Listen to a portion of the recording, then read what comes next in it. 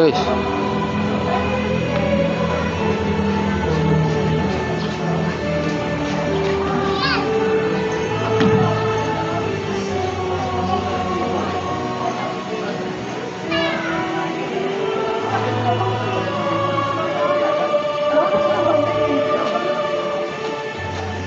saan si Mirabla?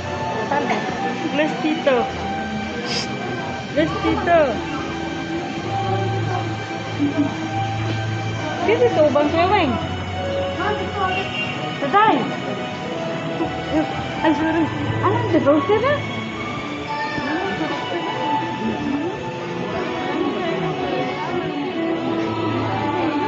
Pwede, malayo ka.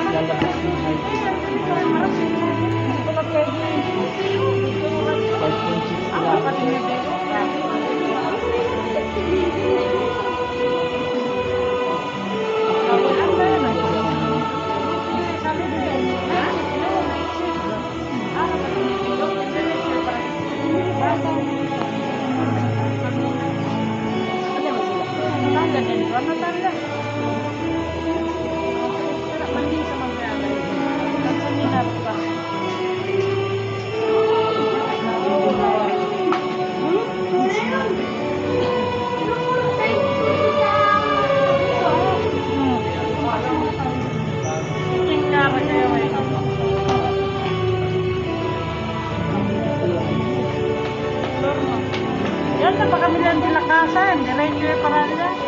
Ay, andan. Hindi tayo ba? Hindi tayo ba?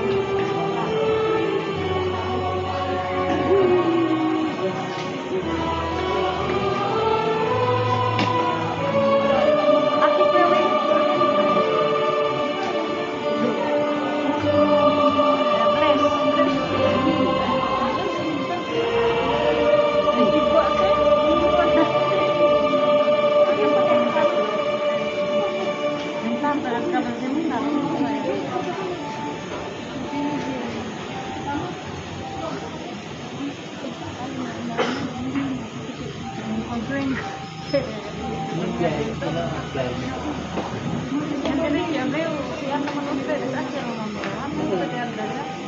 Arapatin niyo sa'yo, pati ang napailan.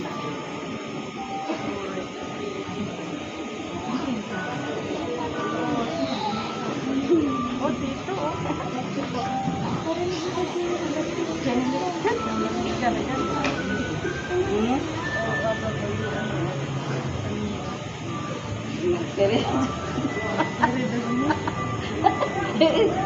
Well, iron na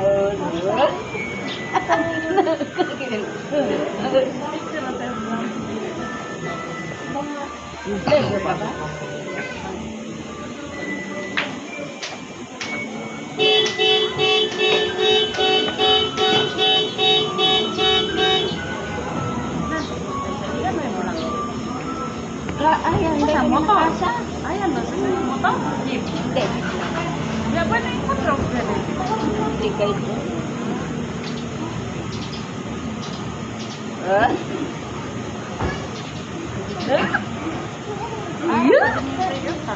Manalangin tayo, Ama naming mapagmahal, pinagkakalooban mo kami ng pagkakataon, na akuin sa lupa ang ginagawa mo at nilalayon. Gawin mo ang loobin namin ay matuon sa iyong pinagluluklukan sa anak mo ngayon, upang kaparis naming tao sa piling mo, siya'y mamagitan kasama ng Espiritu Santo, magpasawalang hanggan.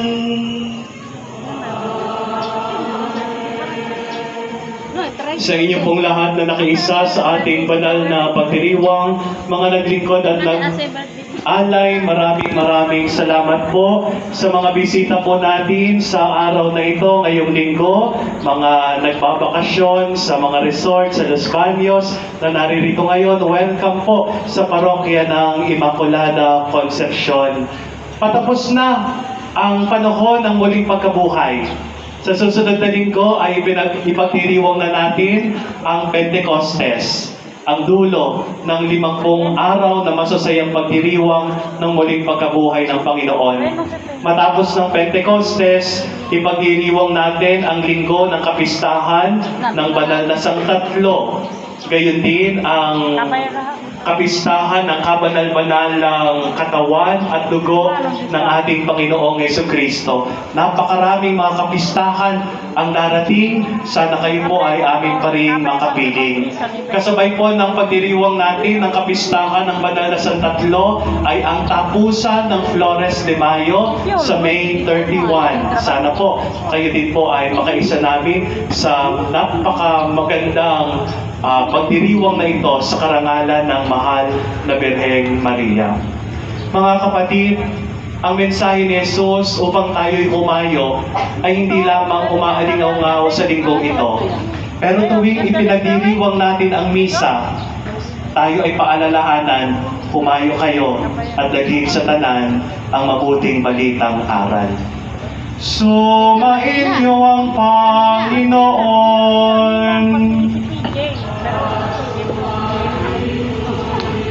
Yumuko kayo at hilingin ang pagpapala ng Diyos.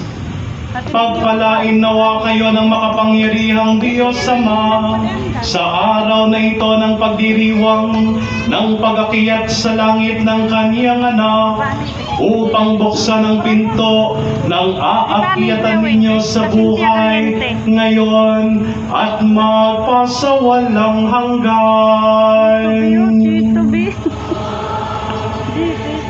Katulad ng pagpapakita ni Jesucristo sa mga alagad, matapos na siya'y mabuhay na muli, ipagkaloob nawang siya'y magpakita sa inyo ng may awa sa paghuhukom para sa buhay ngayon at magpasawalang hanggan.